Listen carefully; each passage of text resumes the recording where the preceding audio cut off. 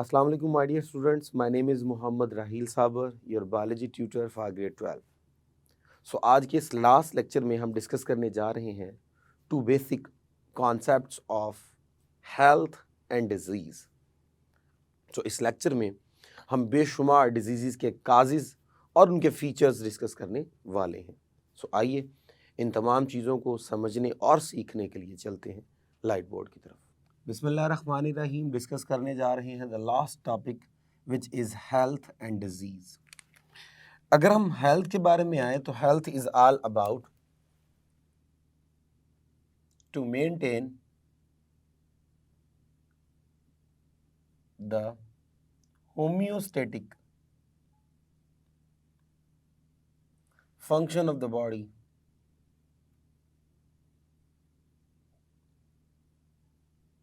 by an individual. So if an individual is able to maintain its normal homeostasis तो हम कहेंगे वो एक हेल्थी पर्सन है। सो ये जो है वो डन बाय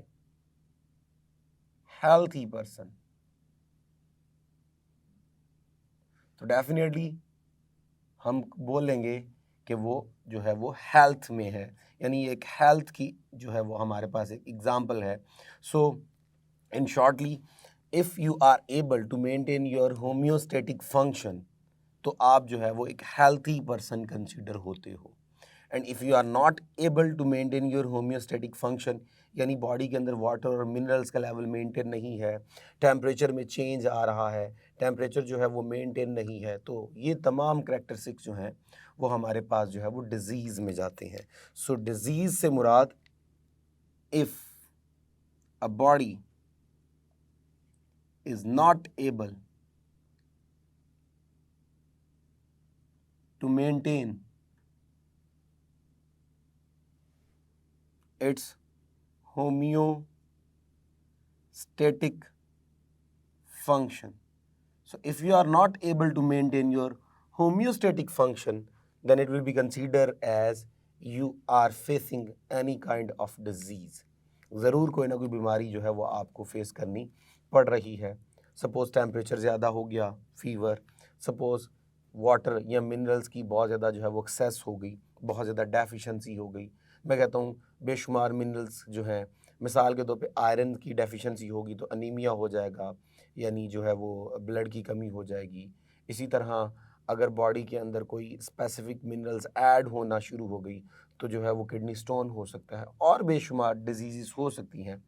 अब डिजीज़ की अगर हम बात करें तो हमारे पास बेशुमार काजेज़ होते हैं जो डिज़ीज़ को काज करते हैं। जैसे हमारे पास एक टेबल है, इस टेबल को समझने की कोशिश करते हैं कि हमारे पास बेशुमार काजेज़ हैं। मिसाल के तौर पे the first one is genetic causes, यानी एक जीन जो है वो ख़राब हो गया और वो ख़राब जीन जो है वो पेरेंट से ऑफस्प्रिंग में इनहेरिट हो रहा है, जिसकी वजह से बीमारी भी इनहेरिट हो रही है और ट्रांसफ़र हो रही है from one organism to another organism. तो यहाँ पे जो मेन काज है वो हमारे पास डिफेक्टिव जीन होगा या क्रोमोसोम्स में जो है वो कमी पेशी हो जाएगी, जिसकी वजह से नेक्स्ट जनरेशन जो है वो कोई ना कोई डिजीज़ फेस करेगी। इसलिए हम इनके लिए एक वर्ड यूज़ करते हैं कॉन्जेनिटल से मुराद ये पैदाइशी तौर पे बीमारी जो है वो इनहेरिट होनी है, ये एक पैदाइशी बीमारी है। अगर इसमें हम देखें ये कौन कौन सी हैं तो हमारे पास हीमोफीलिया है, जिसमें क्लॉटिंग फैक्टर मिस हो जाता है और अगर किसी पर्सन को कोई चोट लग जाए तो ब्लीडिंग स्टार्ट हो जाती है टिल डेथ, ब्लड स्टॉप नहीं होता क्योंकि इसमें क्लॉटिंग फैक्टर या तो मिस होगा या मैल फंक्शन परफॉर्म कर रहा होगा या उसकी डेफिशिएंसी होगी।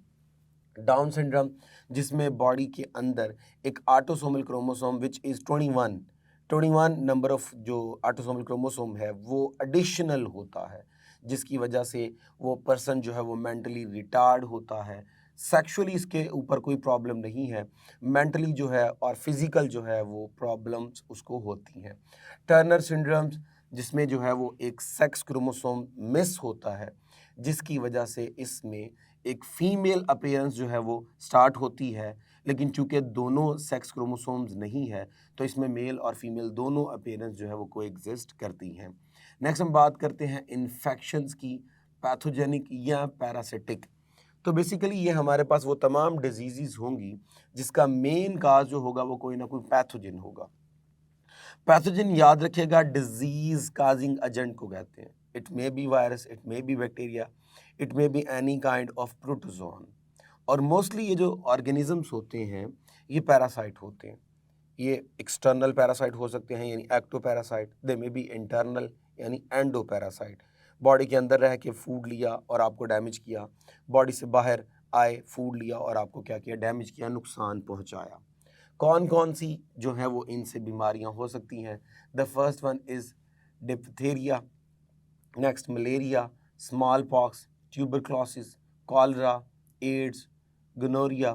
ये सारी एग्जाम्पल्स जो हैं वो हमारे पास शामिल है जो कि इन्फेक्शियस या पैथोजन की वजह से होती हैं और बेशुमार बीमारियां हैं। मिसाल के तौर पे डिप्थेरिया की अगर मैं बात करूं तो ये बैक्टीरियल डिसऑर्डर है, मलेरिया जो है वो प्रोटोजोन से होता है, स्मॉल पॉक्स हमारे पास वायरल डिसऑर्डर है, ट्यूबरक्लोसिस बैक्टीरिया से, कॉलरा बैक्टीरिया से, एड्स वंस अगेन वायरस से, और गोनोरिया भी हमारे पास जो है वो बैक्टीरियल डिसऑर्डर है। नेक्स्ट अगर हम बात करें न्यूट्रिशनल डेफिशिएंसी की, तो डाइट में फूड के अंदर जो है वो किसी चीज़ की कमी होगी। सपोज जो आप फूड ले रहे हैं उसमें विटामिन्स की डेफिशिएंसी है, उसमें कैल्शियम की डेफिशिएंसी है, तो उस वजह से ये बीमारियां होती हैं, जिसमें स्कर्वी जो है वो एक हमारे पास एग्जाम्पल है। विटामिन सी की डेफिशिएंसी से ये बीमारी होती है और इस बीमारी में गम्स वगैरह में खून आता है, जॉइंट्स वगैरह स्वेल हो जाते हैं। बैरीबरी जो है वो विटामिन बी की डेफिशिएंसी से होती है, जिसमें बॉडी के इंटरनल डिफरेंट पार्ट्स में ब्लीडिंग होना शुरू हो जाती है और जो है वो ब्लड वेजल्स लीक होना शुरू हो जाती हैं। जब बैरीबरी की बात करते हैं तो विटामिन B1 की डेफिशिएंसी से ये होता है और ये नेसेसरी होता है for the digestion of the food. तो फूड की जो है वो प्रॉपर जो है वो डाइजेशन नहीं हो पाती, जिसकी वजह से प्रॉपर एनर्जी रिसीव नहीं होती।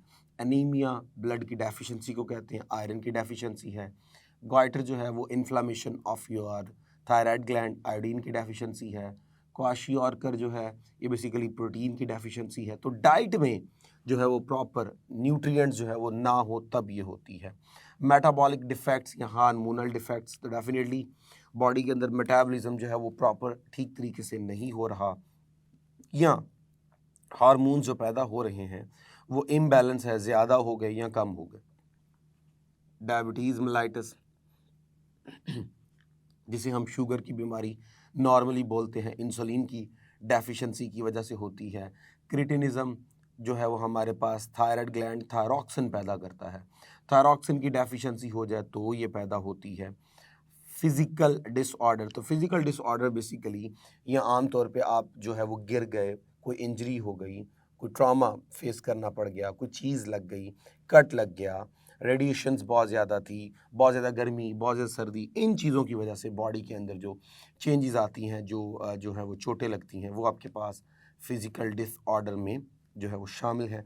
केमिकल काजेज़, तो डेफिनेटली बेशुमार केमिकल्स होंगे विच विल काज डिजीज़। ये केमिकल्स जो है वो एयर से आपकी बॉडी में आ सकते हैं, फूड से आपकी बॉडी में आ सकते हैं, पानी से आपकी बॉडी में आ सकते हैं।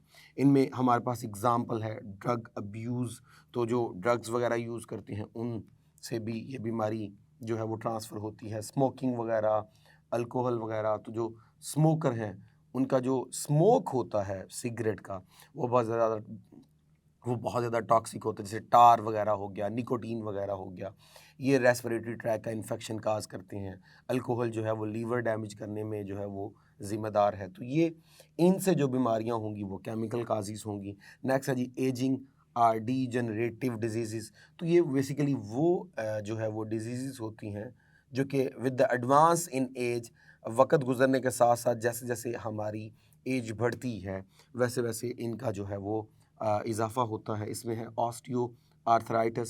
सो ऑस्टियो आर्थराइटिस से मुराद एज के बढ़ने के साथ जो जॉइंट्स बनाने वाली बोन्स हैं उनके जो एंडिंग पोर्शन है वहाँ पे कार्टिलेज होता है, वो डीजनरेट होना शुरू हो जाता है, जिसकी वजह से जॉइंट्स में इन्फ्लामेशन होती है या वो they will start to degenerate due to the rubbing, due to the friction.